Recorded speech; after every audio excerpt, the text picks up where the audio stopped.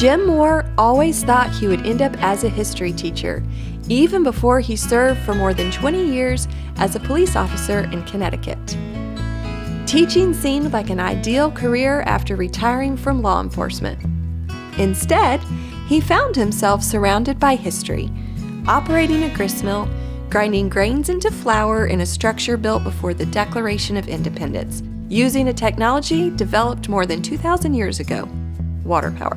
Some of these beams were hand-hewn in the 1750s, colonial America. Every community would have a grist mill, have a mill. Communities tended to be small and self-sufficient.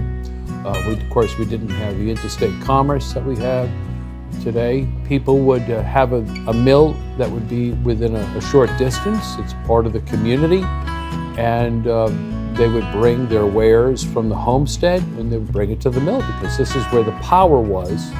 One water wheel could deliver a lot of power. Back in the day, belts could be put on those wheels and other tools would be working. Fiber craft or a wood lathe, or, another millstone operating. And so people would bring their stuff to the mill and they would wait their turn. And that's where a lot of what's called neighboring would take place. They get the news of the day, they're talking, and they're waiting their turn. And it resulted in a phrase that we use today, milling around. The millstone at Homestead Heritage is actually several stones, over 200 years old, pieced together from stone quarried in France and prized for their hardness and sharp, rough faces. We've slowed the RPM down. So all those rough edges just act as scissors and it just cuts that grain up. The flour made here is whole grain and quite different from most commercial flours, which separate the bran and wheat germ from the grain to give the flour a longer shelf life. The bran will be removed and finds a market. The oils are removed, finds a market. The wheat germ is removed, it finds a market. And then they bleach it. The 29 vitamins and minerals could be effectively removed or neutralized. So they'll put in 5, 4 B-type vitamins and some iron. And then they put enriched on the package. The grist mill turns wheat into flour and corn into grits and cornmeal.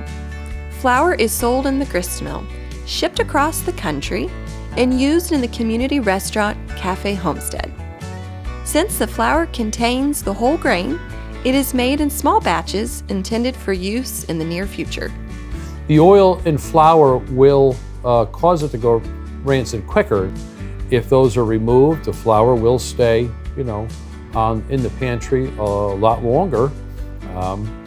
But you're basically eating a lot more inert matter. So you're getting the calories, but you're not getting the nutrition out of it. In modernity, we go to a shelf at a grocery store, we pay with money, and we have no relationship with the source of where that came from, how it was grown. We don't know. We become dependent, that this product is going to be on that shelf when I need it. The milling process here, it puts you in a closer relationship with the God who will provide. Our flour is designed to be consumed, within a period of time. If you wanted to store it, then certainly the wheat berries would be the way to go.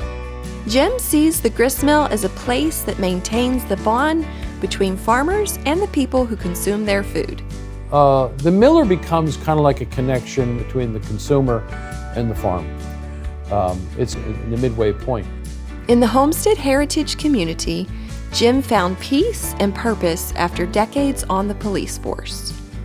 You can put on the bulletproof vest and you take it off and hang it in your locker, but over the years, you're going to put one over your heart.